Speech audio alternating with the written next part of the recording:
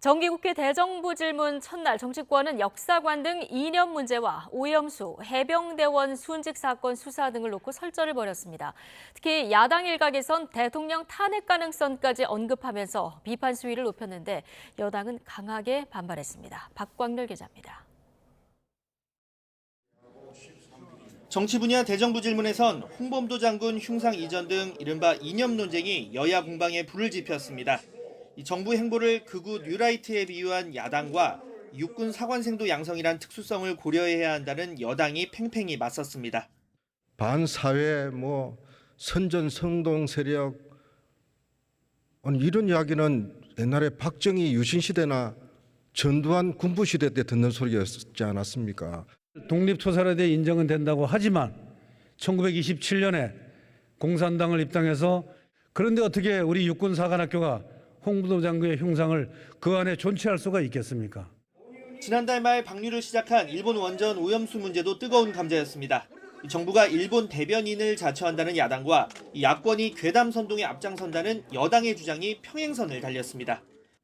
윤석열 대통령은 일본의 용산 총독자리를 포기하고 민주공화국, 대한민국의 대통령으로 돌아와야 합니다.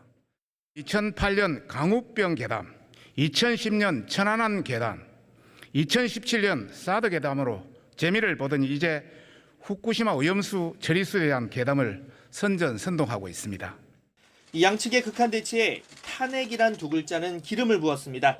이 수해 복구 작업 중 순직한 해병대원 사건 조사와 관련해 대통령실 외압 가능성을 제기한 야당 의원이 이 대통령 탄핵 가능성까지 거론한 겁니다. 직권 남용이 분명하고 대통령이 법 위반한 것이 분명한 사실입니다. 법 위반하면 결과는 어떻게 됩니까? 의원님 말씀하신 대로 많은 국민은 그렇게 생각하고 계시지 않습니다. 탄핵 갈 수 있는 소지가 충분히 있다는 말씀 분명히 드립니다. 이 대통령이 법률을 위반했을 때 국회가 탄핵 절차에 들어갈 수 있다는 헌법 규정을 들어 공세에 나선 건데 본회의장은 순식간에 아수라장으로 변했습니다.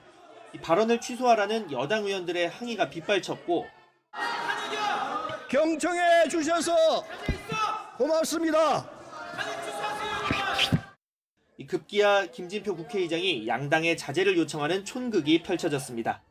국민들이 이 발언하는 사람들의 말을 못 듣게 방해하고 있어요. 초등학교 반상회에 가도 이렇게 시끄럽지는 않습니다. 이번 대정부 질문은 외교안보와 경제, 교육사회 등 분야별로 나눠 오는 8일까지 진행됩니다. 쟁점 현안이 산적해 있는 만큼 내년 총선을 앞두고 전국 주도권을 잡으려는 여야의 치열한 신경전이 불가피해 보입니다. YTN 박광렬입니다.